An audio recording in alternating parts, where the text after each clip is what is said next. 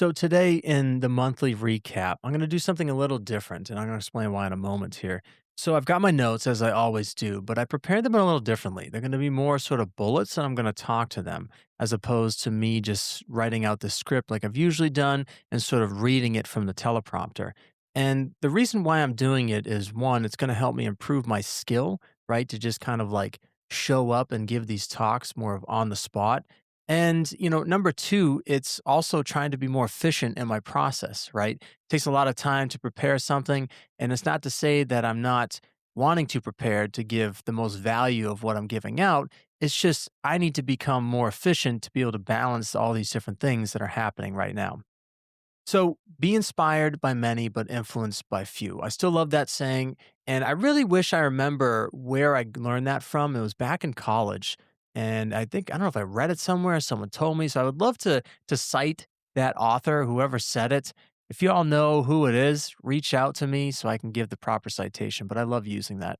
So anyway, so this past month, we started off with Julie, and I loved her episode, right? Taking acid to confront. Now, years ago, I had dabbled in mushrooms, and I remember being at the rock climber house back at Yukon.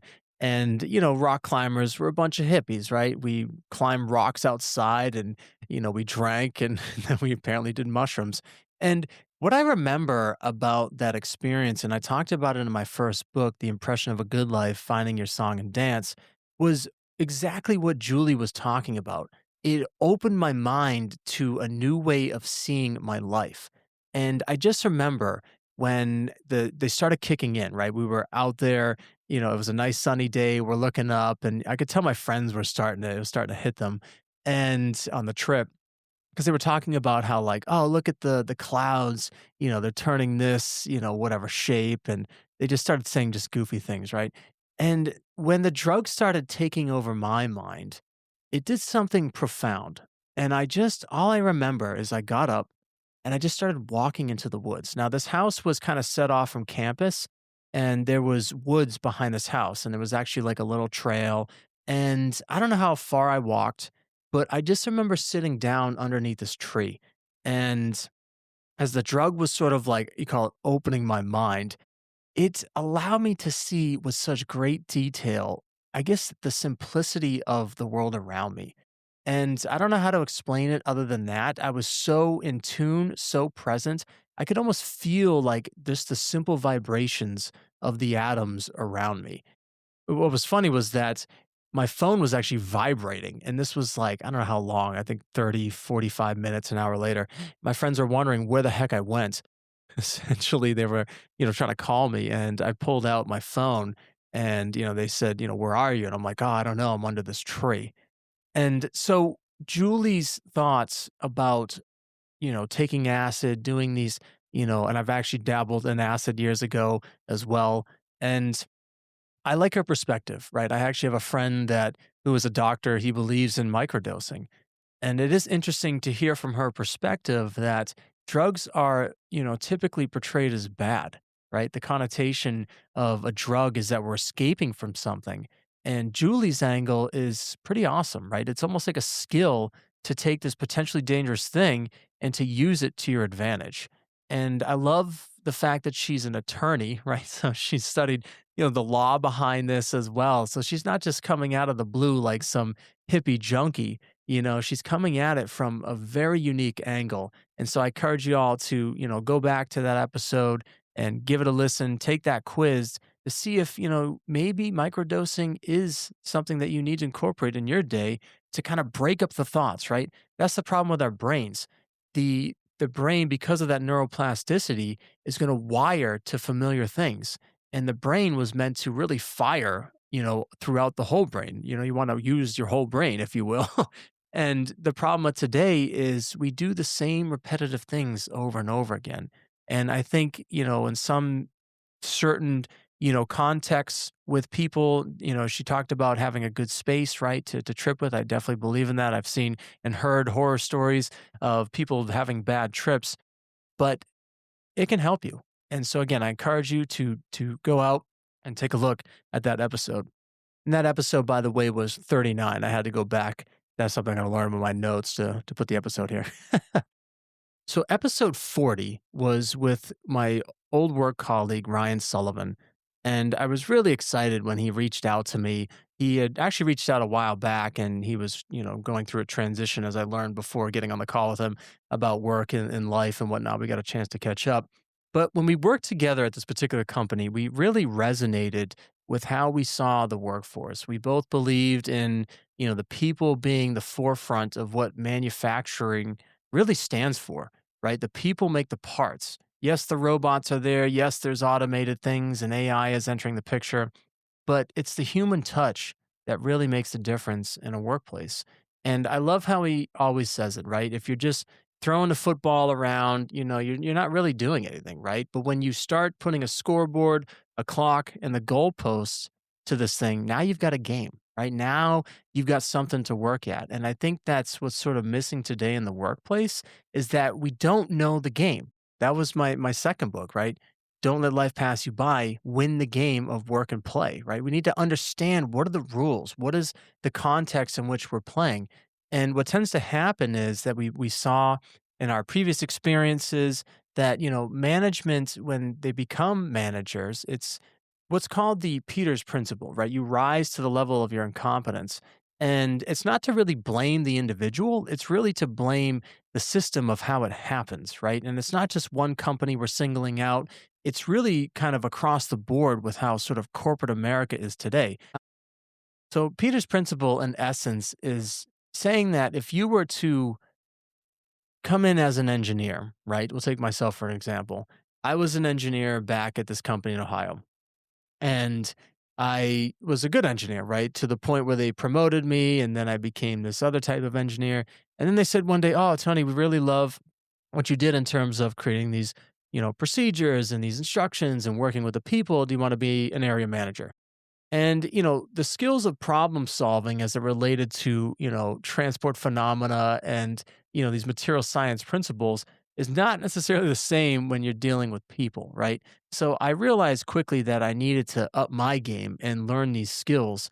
And I think Ryan really talks about that quite well in this episode 40, where he says, letting bad behavior slide is going to kill these great employees. And, I had an incident that I thought about when he said that, after the show was there was a particular time when I was this area manager and I was relying on this one supervisor to help build this department at the time. We were a brand new process and this particular person had a lot of experience with this particular process. And so I was drawing upon this experience. And what ended up happening was this other supervisor, I think, kinda got a little jealous. I didn't really handle kind of that, tricky situation very well, but I recognized that, okay, this other supervisor that I wasn't going to build this particular department, I went to this person and said, "Okay, well, can you help with this?" And this person wasn't well versed, so I didn't really set them up to succeed, and the product that this person gave out wasn't gonna work. It was gonna, like, break the equipment. It wasn't a sound process. And to this day, I don't know if it's true or not. Unfortunately, that person left. And I took it upon myself that it was me as a leader that failed to bring out the best in this particular person. And, again, an employee number is how we often think of like people that show up to work, right? They punch in on time, they clock out, they take their breaks on time, they hit a certain threshold in manufacturing. And we're measuring people by these numbers. But there's other things that people are motivated by in the workplace. And I think Ryan really talks about that so well. And the problem that we've seen is that pride gets in the way, right? I could have easily in that instance with that supervisor said, "Oh, I was doing the right thing. I was using the supervisor's experience. I shouldn't have even asked that person." But my pride said, "Well, wait a minute. No, I want the whole team to succeed." And I think that's one of the kind of like areas where managers sometimes don't necessarily see. It's kind of a blind spot with this pride. And really, it's a tough thing to navigate, right? Sometimes it drives people out. Sometimes it, makes people want to emulate those things. But, as Ryan says, we really have to define these expectations clearly. And I think that's really important today because let's think about it from the Gemba mindset, right? But in essence, you're going around to the different areas of the process and allowing the people that represent that process to speak about their successes, their failures, and what do they need, right? And too often that we've seen in various companies that I've worked at is it just becomes this sort of like blaming game, and it's such a common theme today, especially guests that I have on the show here with, people driven out by bad corporate, workplace cultures, by bad bosses, by people not wanting to show up anymore to work. And it's all these small things you start to hear and start to see. That's what accumulates. And that's what's kind of creating this sort of like, I'm going to call it a shitty workplace culture today in general. And again, it's not to say that one company is doing it so bad that they shouldn't be doing it. But I think the big thing that Ryan points out is that, we both love, right? That's kind of where we're riding on the some momentum there with the self-help that we both love is employees want to feel important, right? Dale Carnegie talks about that in his book, How to Win Friends and Influence People. People at the end of the day want to feel important. There's an example that stands out to me in that, you know, basically he says that a person's toothache means more to that person than a famine in China, right? So when you go into a workplace culture, yeah, the employee in front of you is going to be thinking about their family. They're going to be thinking about their car, their flat tire that they had. They don't give two shits sometimes about what's going on in the workplace.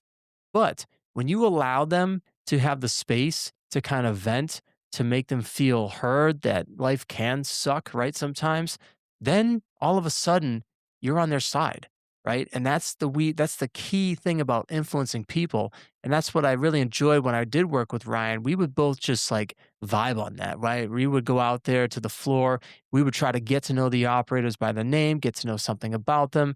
I love the fact that when he filmed this, episode, he was there on a Saturday. He brought them donuts, he hit up the gym, right, to do his certain thing. And he said it so well, right? Sometimes we have to do the extra work outside of hours to make the hours very impactful within. Just to build on that, it's not about always showing up. I think that's an important element as well, for sure. But I think it also, the work is, again, the self help, right? That's also work that you guys can be doing as listeners if you want to improve your workplace culture. Start reading those self-help books, right? Start reading those, things and start trying to emulate what other people have done successfully that you think is successful and what will take the workplace culture to where you want it to be. So then we went to Carol in episode 41 and we met on Podmatch. So a lot of these, guests I've been meeting have been on Podmatch. Quite recently I've been, meeting people, at different conferences as well. I guess just the one, the Podfest 2026. Looking forward to going to more in the future here.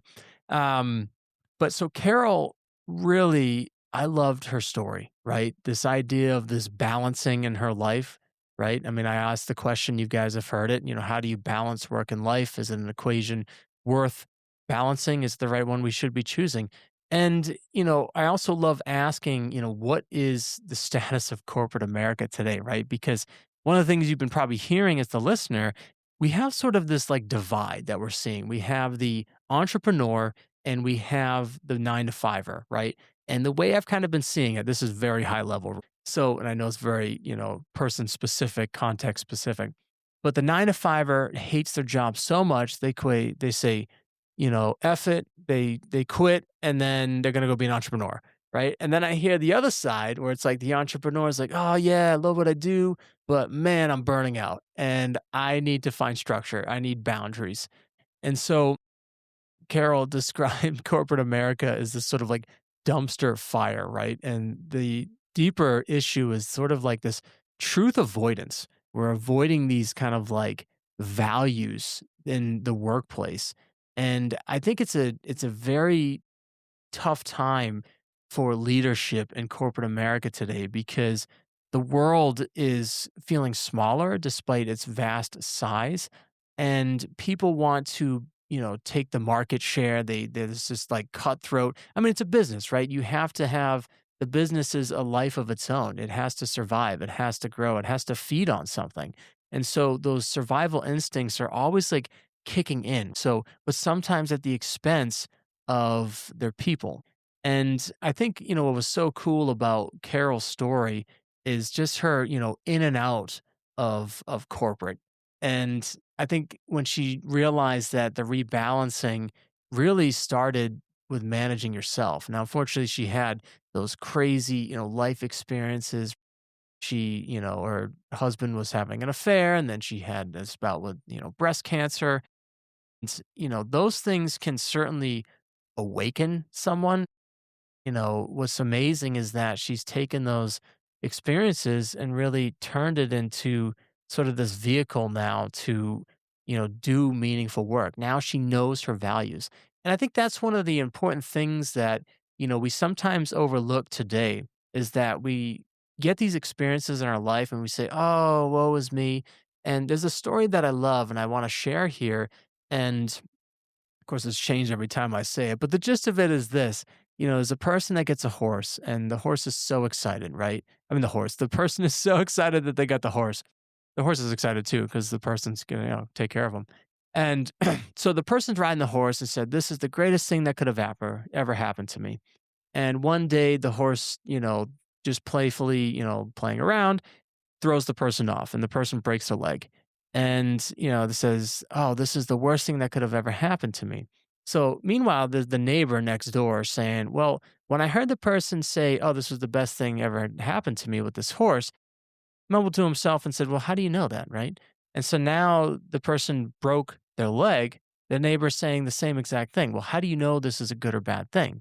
And so then a week or two later, the militia comes and they're enlisting for the upcoming campaign and the war. And this person can't come because they've got a broken leg.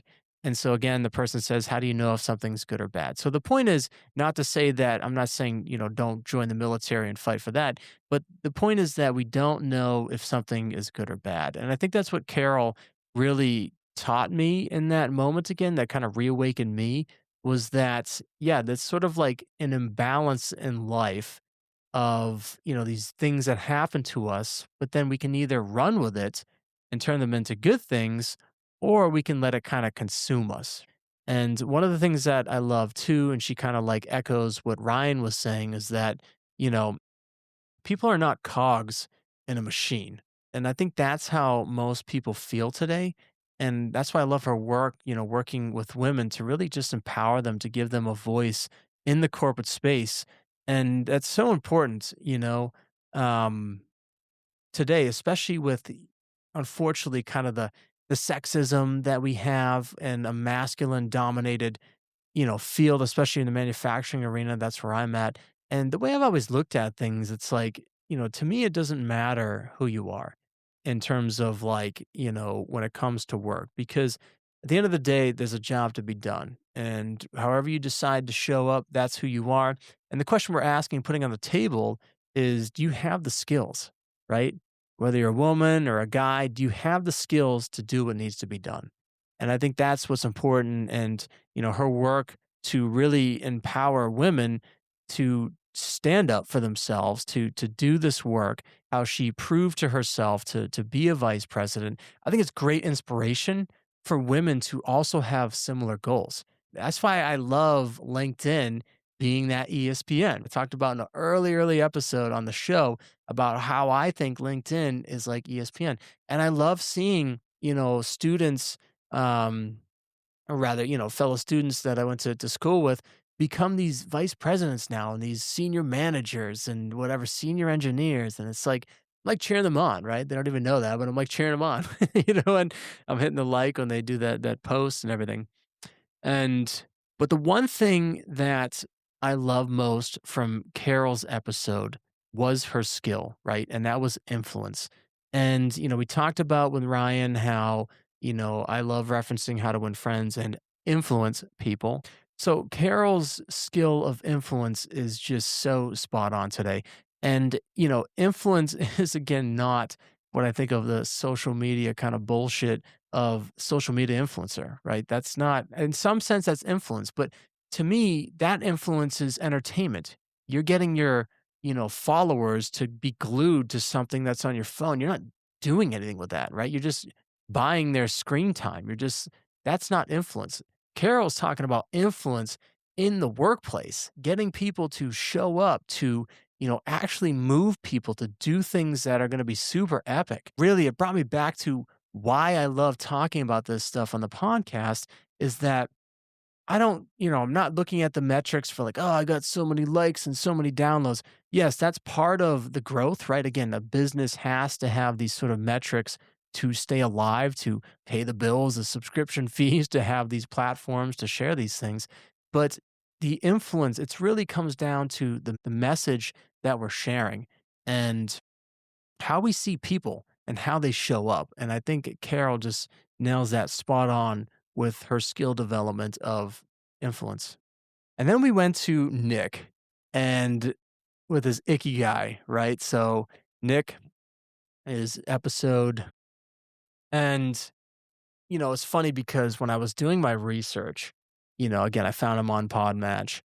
Basically, I literally thought it was Mike Mancini. I'm like, "Oh, it's so cool." But then I saw Ikigai, and I'm like, "Man, this guy is awesome," right? He loves music, and you hear that, right? That was kinda my first, like, said, "Hey, man, I loved your profile picture." And it's so crazy, as I thought back, it's like how we judge people online today. I looked at this guy, he had a cool drum set in the background. He said Ikigai in his, like, profile header. I was like, "Oh, this guy's cool." So, that just made me think of, like, I guess the importance, if you will, you could look at it that way, or just also the caution of how we can maybe potentially label someone if they don't have these keywords on there. It's like, oh, he's not cool because he doesn't have Ikigai, you know? But one thing right out of the bat, right? So with Ikigai, I had studied it years ago, and it was funny because my girlfriend and I, we did this exercise because she's been trying to find her Ikigai. And I've always labeled mine as philosophical engineering. And what was interesting about Nick, though, was he said that you could have multiple ikigai. So that got me kind of thinking, right? But, anyways, I'm still sticking with the theme of, my one ikigai, my purpose in life as philosophical engineering. But this thing that we did, I talked about it in a previous episode, is that we essentially used the Venn diagram. I mean, Nick would be kind of laughing at us, right? But we used the Venn diagram and I plotted it in Excel. So we went through kind of our daily things, weekly things, and we categorized things as, one, two, three, four for the different things in the Venn diagram. And then we made a pie chart. And what I wanted to see visually and to kind of show her to illustrate a point was that Ikigai, to me, in my interpretation of it, was about balance. It was balancing all these different things. And I think that's what the kind of the visual says. And I love how Nick kind of frames it, right? Is that really it's a belonging, it's purpose, it's awareness. It's kind of more than what I sort of labeled it as, but that's his work, right? He's trying to educate people like myself in the West that know nothing about it. And it's probably been culturally, appropriated 10 times over, the time I saw it. And but what I got from that exercise with my girlfriend was just a reminder of the different terms we can use to define our lives. So Nick has spent his life learning Japanese culture, living in Australia, which I absolutely love. I definitely love Eastern philosophy. Love, as you know, I teach yoga. I love reading the sutras, Bhagavad Gita, the Upanishads, all these different texts. And so it's interesting to me when people get on the show and are so passionate through their work and they're using this like kind of set of words to describe their work. And I love that because I hope you listeners can be like, oh, that's kind of like my, language that I like to use, right? I think that's the whole kind of trick with all this in the podcast, myself included, right? To me, it's about creating this language database, if you will, so we can describe work differently. And that's why I just have been loving just getting, I won't say anyone on the show, right? But just these people that, yeah, it's biased towards my interests. I like a, profile picture that's got, a cool drum set in the background and he's talking about Ikigai.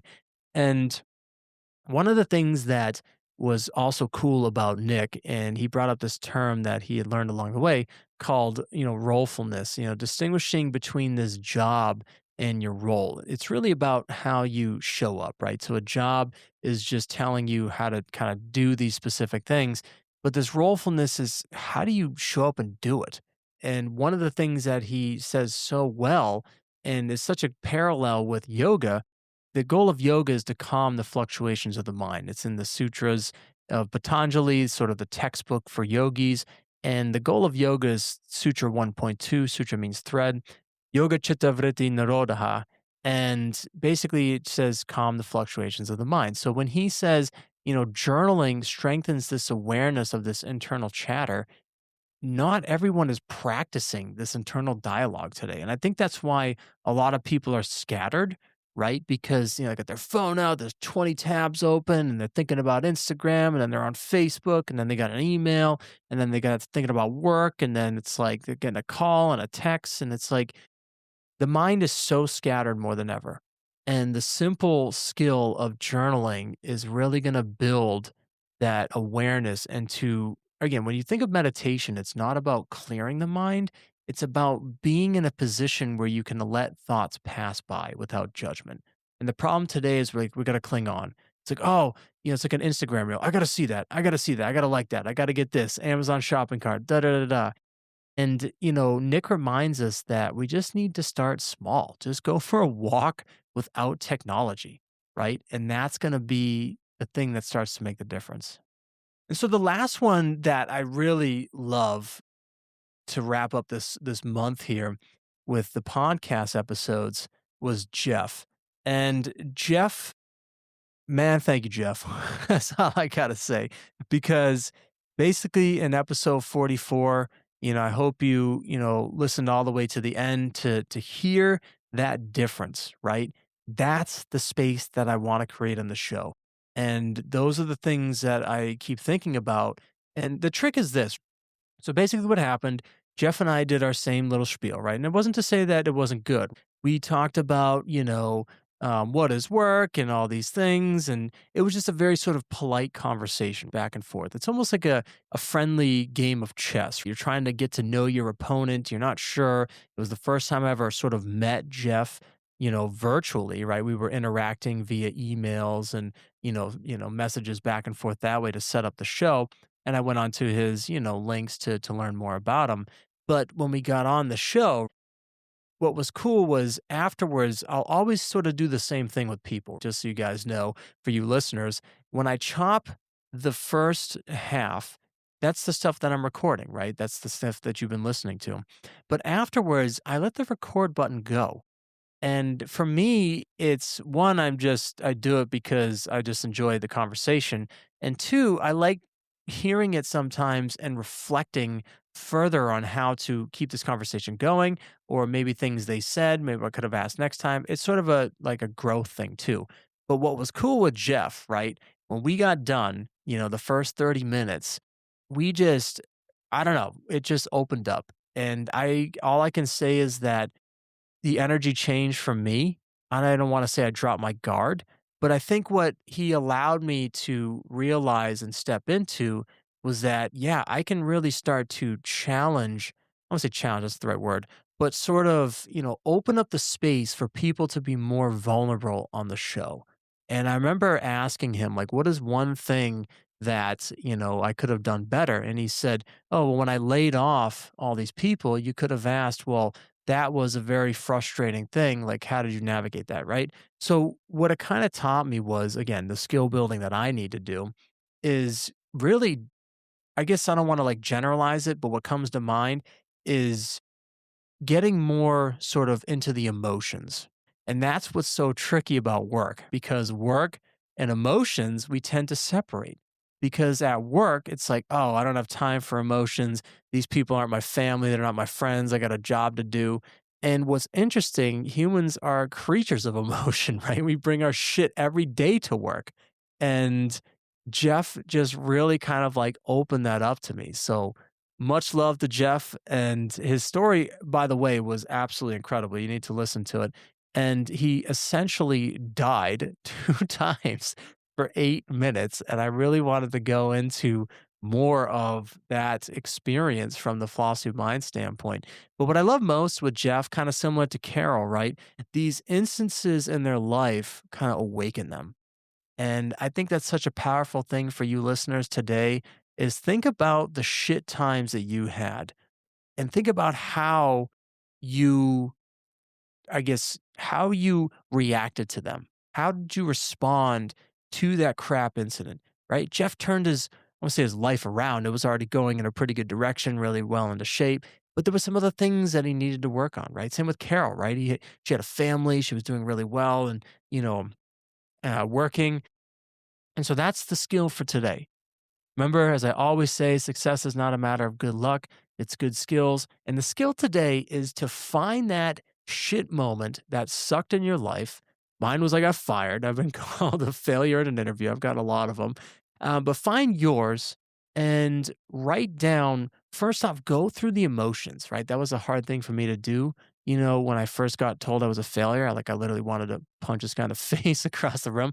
Obviously, I didn't want to do that. I didn't want to go to jail. But, I journaled, right? That was one thing that I did. I went to therapists. So the skill is this: find that experience in your life, understand the emotions, and then do an assessment. Where have you grown since then? And with that, thanks for listening. We'll see you next time.